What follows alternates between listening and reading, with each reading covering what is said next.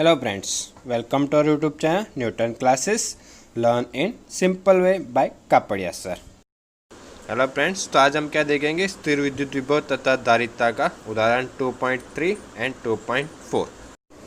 Hello friends, तो आज हम क्या देखेंगे, आज हम देखेंगे स्टैंडर्ड 12 का चैप्टर नंबर 2 का उसका उदाहरण 2.3। ठीक है, तो फर्स्ट क्या करते हैं, हम क्वेश्चन देखते हैं। क्वेश्चन में क्या बोला हुआ, ए तथा बी में क्रमशः एकल धन तथा ऋण आवेशों की क्षेत्र रेखाएं दर्शाई गई हैं। यहाँ पे मतलब क्या किया है, दो आवेश बताए हुए, एक है हमारा धन और दूसरा है हमारा ऋण आवेश। ठीक है, और दोनों के लिए क्या बताया गया है, विद्युत क्षेत्र रेखाएं बताई गई। और जो हम ऑलरेडी फर्स्ट चैप्टर में पढ़ चुके कि धन आवेश के लिए विद्युत क्षेत्र रेखाएं बाहर की ओर होती है, और देखो यहाँ पे चित्र में बाहर की ओर बताई हुई है, और ऋण आवेश के लिए विद्युत क्षेत्र रेखाएं अंदर की ओर होती है, और इसमें भी वही चीज बताई हुई है। ठीक है, ये चित्र दिया हुआ है और चित्र के हिसाब से क्या किया, यहाँ पे 5 क्वेश्चन है, A B C D E. ठीक है, तो हम क्या करते हैं, फर्स्ट क्वेश्चन देखते हैं। तो फर्स्ट क्वेश्चन में क्या बोला है, विभवांतर VP minus V Q comma VB minus V के चिन्ह बताइए। मतलब वीपी विभवांतर पी बिंदु का और क्यू बिंदु, और उन दोनों के बीच का अगर हम अंतर देखें तो हमें जो आंसर मिलेगा वो धन मिलेगा या फिर ऋण मिलेगा, वो चीज उन्होंने बताने के लिए बोला। तो पहले हम क्या देखते हैं, विभवांतर के लिए अगर सूत्र देखें तो विभवांतर के लिए हमारा सूत्र क्या होता है, या विभव के लिए तो क्या सूत्र होता है, V इज इक्वल टू के क्यू अपॉन आर। ठीक है, और यहाँ पे देखें तो आवेश का मान तो सबके लिए समान रहेगा, लेकिन अगर दूरी की बात करें तो के क्यू अपॉन आर, ये जो दूरी है आर, ठीक है, इसका मतलब क्या होता है, इसके अंदर क्या चीज होगी, अगर r का मान हम क्या करेंगे, बढ़ाते जाएंगे तो v का मान हमारा क्या होते जाएगा, कम होते जाएगा। तो p और q में से किसकी दूरी ज्यादा है, q बिंदु की दूरी ज्यादा है। q बिंदु की दूरी ज्यादा है मतलब उसके लिए विभव का मान कैसा रहेगा, कम रहेगा। और p बिंदु क्या आवेश के पास है, तो दोनों में से अगर देखें तो vp हमारा कैसा रहेगा, ग्रेटर देन vq।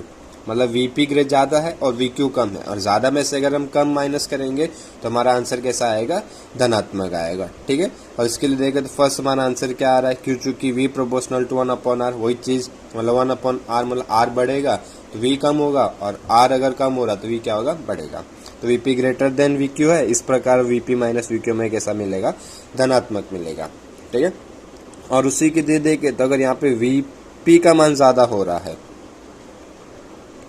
ठीक है, अगर Vp का मान ज्यादा हो रहा है तो यहाँ पे किसका मान ज्यादा होगा, B का मान ज्यादा होगा। क्यों ज्यादा होगा, क्योंकि देखो यहाँ प्लस है और यहाँ माइनस है, तो इसके लिए इक्वेशन में हमारा क्या आएगा, V is equal to minus K Q upon are.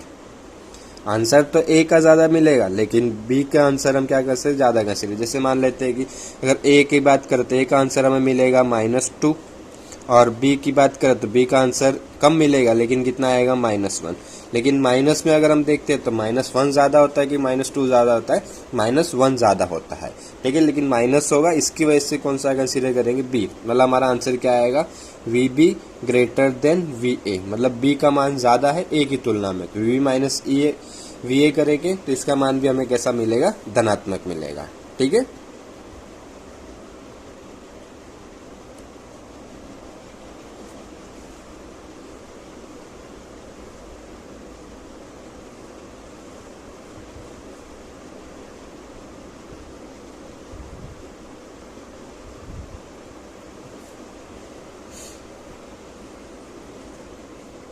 और इसके बाद अगर नेक्स्ट उदाहरण देखें, दूसरा क्वेश्चन, तो दूसरा क्वेश्चन बिंदु Q और P और A और B के बीच एक छोटे से ऋण आवेश की स्थिति ऊर्जा के अंतर का चिन्ह बताइए। मतलब क्या किया है, P और Q यहाँ पे जो दो बिंदु, उसके बीच में यहाँ पे क्या करना है, कोई ऋण आवेश रखा हुआ है। ठीक है, अब ऋण आवेश है और यहाँ पे कौन सा है, धन आवेश है। तो धन आवेश है तो ऋण आवेश को क्या करेगा, आकर्षित करेगा। मतलब बिंदु या ऋण आवेश कहाँ से गति करेगा, Q से P की ओर अंदर की ओर आएगा। मतलब और हमने एक चीज क्या है कि इसके लिए बोला हुआ स्थिति ऊर्जा के लिए, तो कोई भी चीज कहाँ गति करती है, ज्यादा से कम की ओर। जैसे अगर तापमान की बात करें तो उष्मा का वहन कहाँ होता है, ज्यादा तापमान से कम तापमान की ओर। और सिर्फ विभव की भी बात करें तो अगर कोई आवेश गति कर रहा है तो कहाँ से गति करता है, ज्यादा वोल्टेज से कम वोल्टेज की ओर, मीन्स ज्यादा विभव से कम विभव की ओर। और अगर हम नॉर्मली एग्जांपल में देखें, हमारे घर के आसपास भी जो ट्रांसफार्मर होता है और हमारे घर में होता है, तो कहाँ पे वोल्टेज ज्यादा रहता है, ट्रांसफार्मर में वोल्टेज ज्यादा रहता है। इसके लिए जो करंट होता है, इलेक्ट्रिसिटी होती है, हमारे ट्रांसफार्मर से हमारे घर में आती है, ना कि हमारे घर से ट्रांसफार्मर में जाती है। ठीक है, तो इस पर से हम क्या चीज देख सकते हैं कि दोनों में से P और Q में से किसके ऊपर स्थिति ऊर्जा का मान ज्यादा होगा, Q के ऊपर स्थिति ऊर्जा का मान ज्यादा होगा और P के ऊपर क्या होगा, कम होगा। तो ये क्या कर रहा है, आवेश कहाँ से गति कर सकता है, Q से पी की ओर गति कर सकता है। और किसकी वजह से गति कर रहा है? ऋण आवेश से तो धन आवेश को क्या कर रहा है? आकर्षित कर रहा है। इसके लिए इसका मान हमें कैसा मिलेगा? धनात्मक मिलेगा। और उसी प्रकार अगर दिखे तो यहाँ पे भी क्या है? ऋण आवेश रखा हुआ है, लेकिन यहाँ पे ये ऋण आवेश को क्या करेगा? प्रतिकर्षित करेगा। तो आवेश कहाँ से गति करेगा? ए से बी की ओर गति करेगा, ठीक है। और ए से बी की ओर गति करेगा, ठीक है। तो उसके लिए अगर देखें तो V A minus U A minus U B, तो भी हमें कैसा मिलेगा? ए पे मतलब स्थिति ऊर्जा का मान कैसा है? ज़्यादा है, और बी पे स्थिति ऊर्जा का मान कैसा है? कम है। इसके लिए इसका मान भी हमें कैसा मिलेगा? धनात्मक मिलेगा, ठीक है। और उसके बाद अगर थर्ड देखें तो थर्ड क्या बोला है? क्यू से पी तक एक छोटे धन आवेश को ले जाने में क्षेत्र द्वारा किए गए कार्य का चिन्ह बताइए। थर्ड सी की बात कर रहे हैं। क्यू से पी तक क्या कर रहे हैं? एक छोटे से ऋण आवेश को ले जाने के लिए बाह्य क्षेत्र द्वारा किए जाने वाले कार्य का चिन्ह बताइए। तो अब देखो यहाँ से अगर धन आवेश को लेके धन आवेश को अगर हमें लेके जाना है कहाँ तक? केंद्र तक। तो उसके लिए क्या करना पड़ेगा हमें? यहाँ पे देखो विद्युत क्षेत्र बाहर की दिशा में, मतलब विद्युत क्षेत्र की विपरीत दिशा में कार्य करना पड़ेगा। और विद्युत क्षेत्र की विपरीत दिशा में कार्य होगा, विपरीत दिशा के लिए हम क्या करते हैं? माइनस होगा। इसके लिए यहाँ पे जो भी कार्य मिलेगा कैसा मिलेगा? हमें ऋणात्मक मिलेगा, ठीक है। और इसके बाद अगर नेक्स्ट देखें फोर्थ क्वेश्चन, तो क्या बोला है? बी से ए तक एक छोटे से ऋण आवेश को ले जाने के लिए बाह्य साधन द्वारा किए गए कार्य का चिन्ह बताई है, ठीक है। तो यहाँ पे भी हमें क्या करना है? ऋण आवेश को लिख के जाना है। और यहाँ पे भी ऋण आवेश को क्या करेगा? अपाकर्षित करेगा, प्रतिकर्षित करेगा। लेकिन यहाँ पे विद्युत क्षेत्र की जो दिशा है वो भी क्या है? अंदर की ओर है। और हमें आवेश को भी कहाँ लेके जाना है? अंदर की ओर लेके जाना है। मतलब दोनों क्या हो गए? एक ही दिशा में हो गए।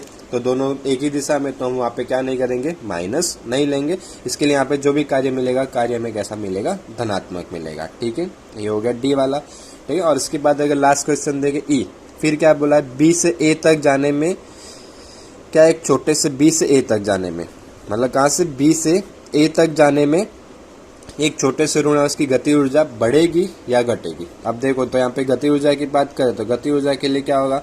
बी से हम ए की ओर जा रहे हैं, तो जैसे जैसे हम पास जाते आएंगे ऋण आवेश को लेके जा रहे हैं और सामने भी ऋण आवेश है, तो ऋण आवेश पे क्या करेगा? प्रतिकर्षण बल लगाएगा। तो जैसे जैसे उसके पास जाते आएंगे प्रतिकर्षण बल बढ़ता जाएगा, जिसकी वजह से उसका वेग क्या होता जाएगा? कम होता जाएगा। और वेग कम होगा तो उसके लिए गति ऊर्जा का इक्वेशन क्या होता है हमारा? Half M V square. और वी का मान अगर कम होगा तो हमारा गति ऊर्जा का मान भी क्या होगा? कम होगा। मतलब यहाँ पे गति ऊर्जा क्या होगी? घटेगी, ठीक है।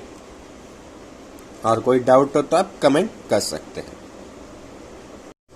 है। और इसके बाद अगर नेक्स्ट देखें तो नेक्स्ट है हमारा उदाहरण 2.4, ठीक है। उसके लिए क्या करते हैं? हम पहला क्वेश्चन देख लेते हैं एक बार, ठीक है। क्वेश्चन में क्या बोला? चित्र 2.15 में दर्शाए अनुसार 4 आवेश भुजा डी वाले किसी वर्ग ABCD के शीर्षों पर व्यवस्थित किए गए। मतलब 4 आवेश रखे गए और सबकी भुजा का माप कितना है? डी है। मतलब कौन सा है? ये वर्ग है हमारे लिए, ठीक है, क्योंकि चारों भुजाओं का माप समान है। और क्या बोला हुआ है? आवेश रखे, देखो ए पे आवेश रखा हुआ है प्लस क्यू, बी पे माइनस क्यू, सी पे प्लस क्यू और डी पे वापस रखा हुआ है माइनस क्यू, ठीक है। मतलब 2 माइनस क्यू और ए और सी पे प्लस क्यू रखे हुए हैं, ठीक है। और फिर क्या बोला? इस व्यवस्था को एक साथ बनाने में किया गया कार्य ज्ञात करना है। मतलब क्या निकालना है? कार्य निकालना है। कार्य मतलब क्या बोल सकते हैं? हम स्थिति ऊर्जा बोल सकते हैं, क्योंकि जो कार्य होता है उसी को हम क्या बोलते हैं? स्थिति ऊर्जा बोलते हैं। मतलब इन शॉर्ट क्या ज्ञात करने के लिए बोला हुआ है? स्थिति ऊर्जा ज्ञात करने के लिए बोला है।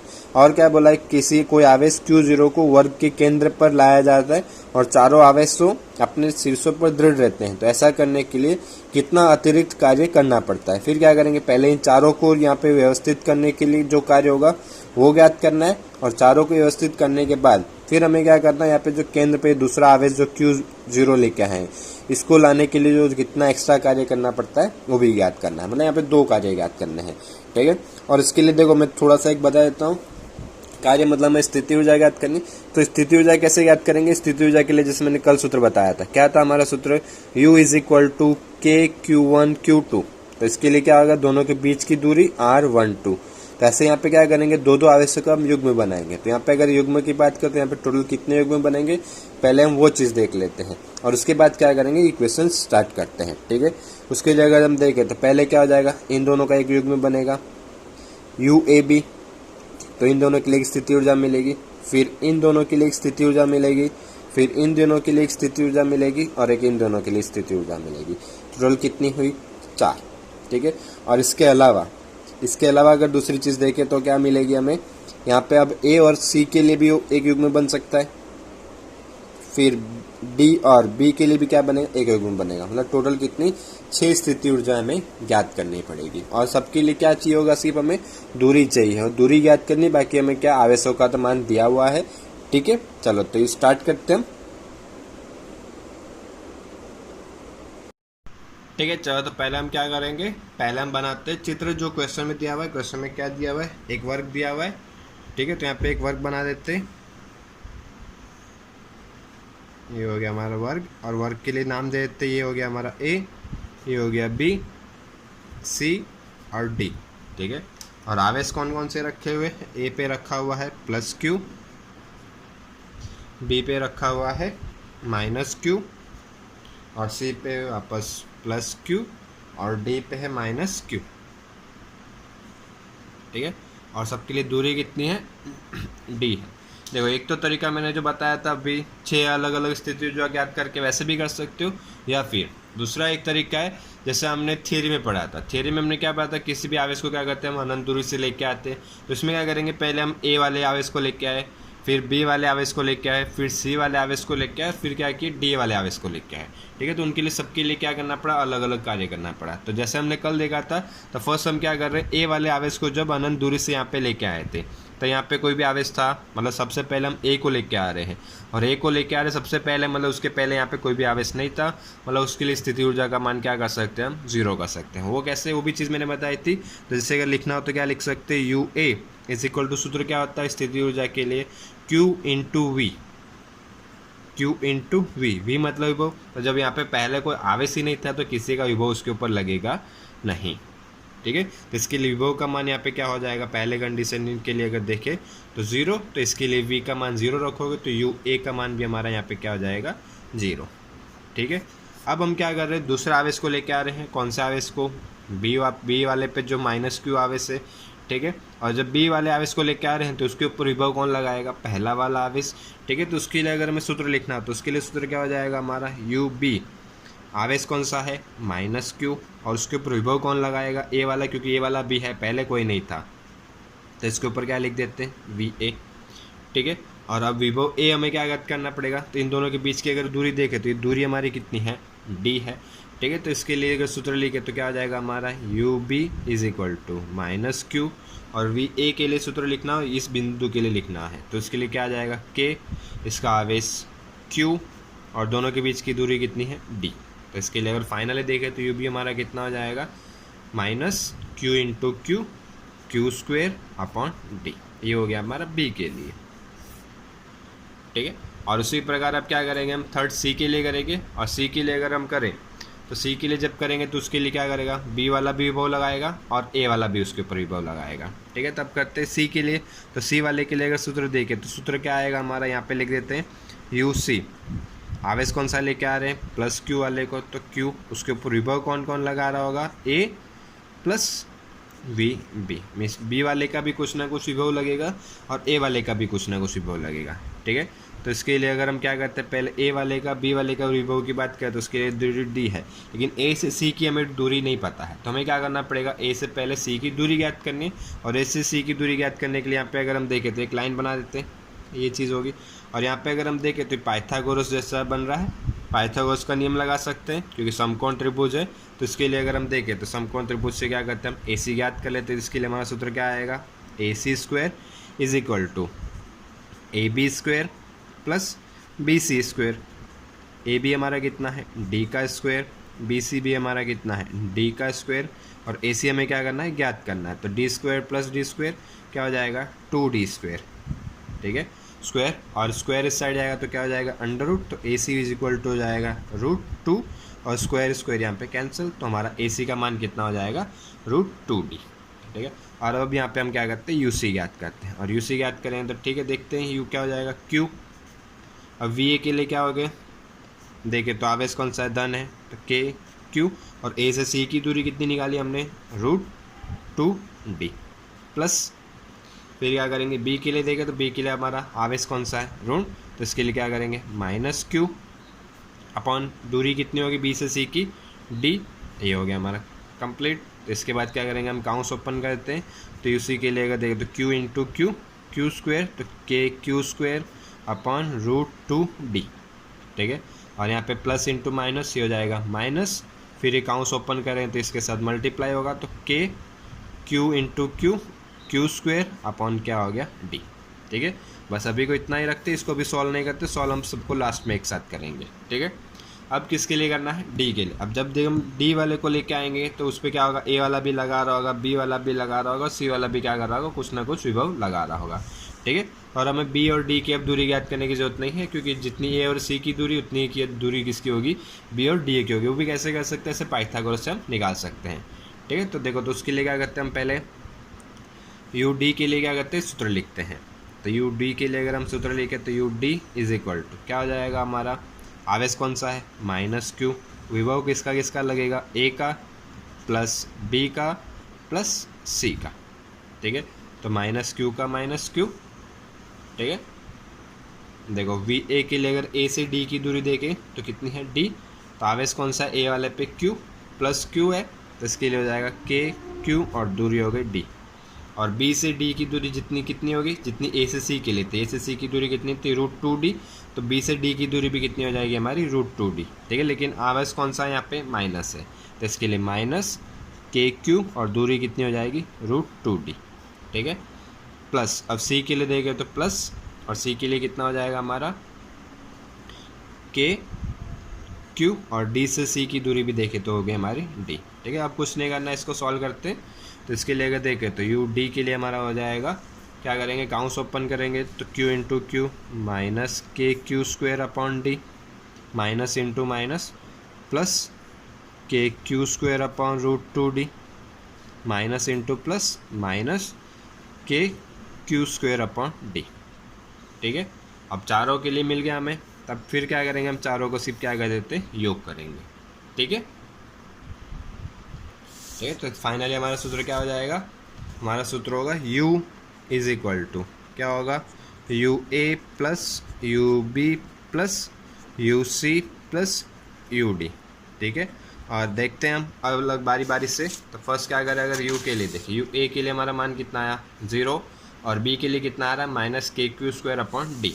ठीक है, तो यू ए हो गया हमारा 0 प्लस माइनस b के लिए हमारा आया के क्यू स्क्वेयर अपॉन डी, और सी के लिए देखें तो सी के लिए कितना आ रहा है हमारा, के Q square upon √2d minus K Q square upon D. ठीक है, तो भी लिख देते हैं, क्या हो जाएगा, plus K Q square upon √2d minus K Q square upon D. ठीक है, और डी वाले के लिए यहाँ पे ऑलरेडी दिख रहा है, तो डी वाले का डायरेक्टली हम मान रख देते हैं, क्या हो जाएगा, minus K Q square upon D plus K Q square upon √2d और minus K Q square upon D. ठीक है, अब इसको हटा देते हैं। अब देखो इसी के लिए करते हैं तो क्या क्या चीज़ होगी, अब देखें तो u के लिए अगर finally minus K Q square by D, minus K Q square by D, minus K Q square by D और minus K Q square by D, total कितना हो गया 4। और यहाँ पे ये देखें तो ये 2 है, तो क्या हो जाएगा, के क्यू स्क्वेयर बाई √2d, के क्यू स्क्वेयर बाई √2d, तो ये हो जाएगा 2 के क्यू स्क्वेयर बाई √2d, और इनके लिए करें तो -4 के क्यू स्क्वेयर बाई डी। ठीक है, ठीक है, और इसके बाद अगर क्या करें तो देखें तो क्या कर सकते हैं, कॉमन निकाल सकते हैं। क्या क्या कॉमन निकला, के क्यू स्क्वायर अपॉन डी, के क्यू स्क्वायर अपॉन डी, कौन दोनों में से कॉमन निकल गया, तो अंदर क्या बचेगा, 2 अपॉन √2, तो 2 को क्या लिख सकते हैं हम, √2 इंटू √2 अपॉन √2 -4, तो यहाँ पे एक √2 क्या हो गया, कैंसिल हो गया। इसके लिए हमारा फाइनली आंसर क्या आ जाएगा, के क्यू स्क्वायर अपॉन डी, काउंस में हो जाएगा √2 -4। ठीक है, ये हो गया हमारा फाइनल आंसर। और बुक में यहाँ पे देखोगे तो क्या क्या माइनस बाहर निकाला हुआ है, इसके लिए क्या हो जाएगा 4 - √2। ठीक है, ठीक है, और इसके बाद देखें तो एक क्वेश्चन हमारा और था, इसी के अंदर क्या बोला था, किसी आवेश को Q0 को कहाँ पे लेके आना है, केंद्र पे लेके आना है। तो उसके लिए भी देख लेते हैं, जैसे आवेश के लिए यहाँ पे बना देते हैं, ये हो गया हमारा क्या था, +Q -Q +Q -Q। ठीक है, और यहाँ पे बिंदु था ये A B C और ये था D, और क्या बोला था, एक Q0 आवेश को कहाँ लेके आना है, केंद्र पे लेके आना, और उसको क्या दर्शाया हुआ E से, आवेश कौन सा है, Q0 को। ठीक है, तब इसको जब लेके आएंगे तो क्या होगा, चारों को विभव इस पर कुछ ना कुछ लग रहा होगा। तो अगर दूरी मान लेते हैं कि केंद्र पे है, तो यहाँ से इसकी दूरी r है, तो यहाँ से भी दूरी कितनी होगी, r होगी। यहाँ से भी दूरी इसकी r होगी और यहाँ से भी इसकी दूरी कितनी होगी, r होगी। सबके लिए दूरियाँ समान है, तो सबके लिए विभव का मान भी क्या होगा, लगभग समान होगा। ठीक है, तो उसके लिए अगर देखें तो यू ई के लिए हमारा फाइनल सूत्र क्या है, कौन सा आवेश लेके आए, Q0। तो उस पर विभव किस किस का लगेगा, VA plus VB plus VC plus VD। ठीक है, तो Q0 अब VA के लिए लिखना हो तो आवेश कौन सा है, धन आवेश है, तो KQ और दूरी कितनी है, R। B के लिए कौन सा है, माइनस KQ अपॉन R, क्योंकि B पे धन ऋण आवेश है। ठीक है, और C के लिए आपस धन है, तो क्या हो जाएगा KQ अपॉन R माइनस, और D वाले के लिए KQ अपॉन R। ठीक है, यहाँ पे अगर देखें तो plus KQR minus KQR plus KQ/R minus KQ/R, और सभी कैंसिल हो गए। तो यहाँ पे फाइनली हमारा क्या हो जाएगा, 0, और यू ई Q इंटू 0, तो फाइनली यू ई के लिए हमारी स्थिति ऊर्जा का मान कितना रहेगा, 0। मतलब Q0 आवेश को अनंत दूरी से इस बिंदु तक लाने के लिए हमें कोई भी कार्य करना पड़ेगा नहीं। ठीक है, ओके, वीडियो देखने के लिए थैंक यू, और पसंद आया तो सब्सक्राइब ज़रूर करना।